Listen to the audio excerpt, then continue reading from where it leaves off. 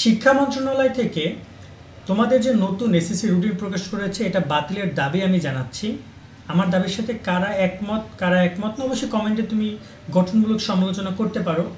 কেন দাবি করা, দেখো তোমাদের যে পরীক্ষা রুটিন তারা তৈরি করেছে যেখানে গণিত, ইসলাম মানে ধর্ম এবং আইসিটি পরীক্ষাটা এবং তোমাদের কৃষি, গার্হস্থ্য একদম সাথে সাথে পরীক্ষা। এই পরীক্ষাগুলো নিয়ে যে সমস্যার মধ্যে তোমরা পড়বা সেটা তোমরা ভাবতেও পারছো না। বিগত 5 বছরের অভিজ্ঞতা থেকে বলছি, যেহেতু তোমাদেরকে নিয়ে 5 বছর খুব ডেডিকেটলি আমরা কাজ করছি।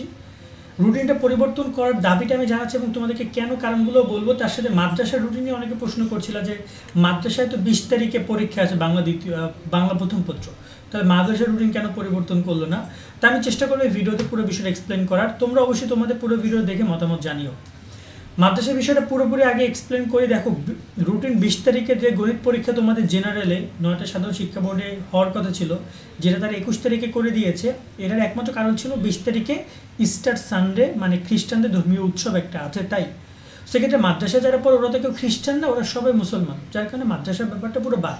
মাদ্রাসায় টাইম টু টাইম পরীক্ষা হবে, মাদ্রাসায় কোনো সমস্যা নাই। এমনকি মাদ্রাসার হচ্ছে যে মানে বলতে পারে যে মাদ্রাসায় কোনো সমস্যা নেই।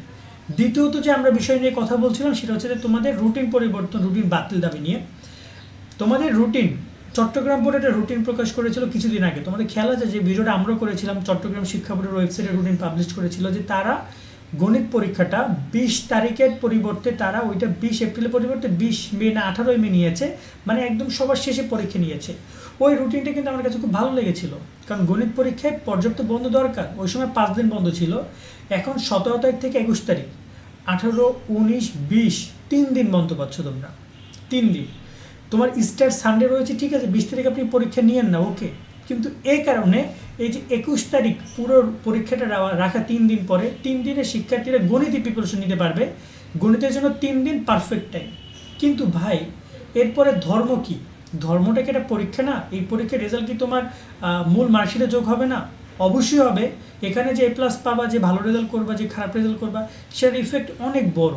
তো ধর্মতে কি মনে হয়, ধর্ম কি খুব একটা বড় যে এক রাতে পরে পরীক্ষা দেওয়া যায়?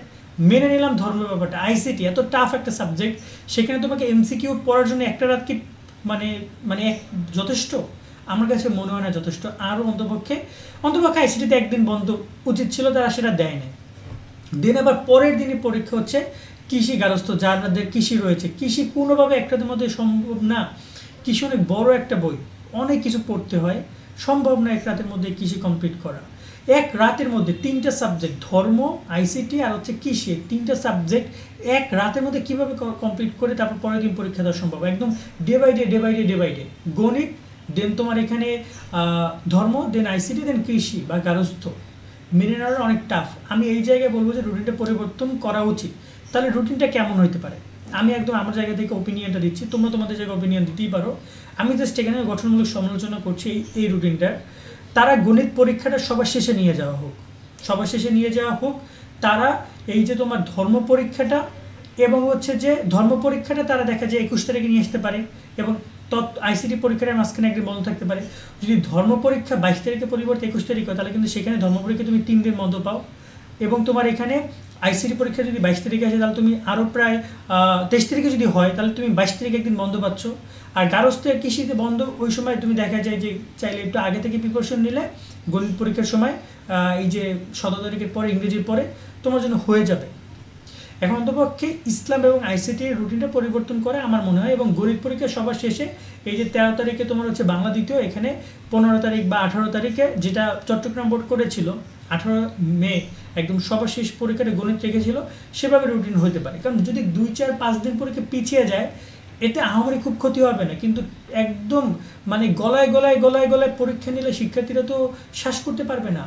তুমি এখানে খেয়াল করে দেখো যে এখানে কিন্তু তোমাদের পদার্থ পরীক্ষার মাঝখানে 2 দিন বন্ধ আছে, এখানে রসায়ন পরীক্ষার মাঝখানে 1 দিন বন্ধ আছে, এখানে একদিন বন্ধ তারা রেখেছে, ঠিক আছে, কিন্তু এই পরীক্ষাগুলোতে কোনো বন্ধ নেই। পরীক্ষাগুলো কি গুরুত্বপূর্ণ না? অবশ্যই গুরুত্বপূর্ণ।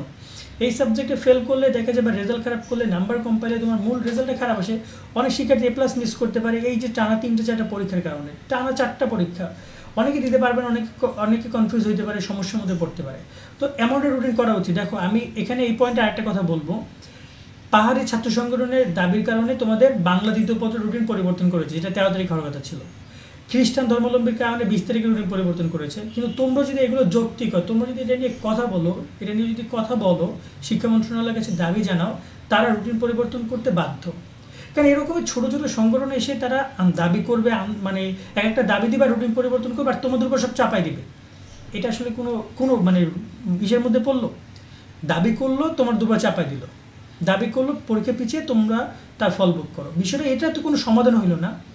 4টা পরীক্ষা একদম প্রতিদিন পরীক্ষা, 4টা দিন একদম, এটা আসলে অনেকটাই টাফ হয়ে যেতে পারে। আমি মনে করি রুটিনটা পরিবর্তন করে অন্তপক্ষে এই জায়গায় একটু রিফ্রেশ করা উচিত, 4টা পরীক্ষার মধ্যে একটু বন্ধটা বাড়ানো উচিত।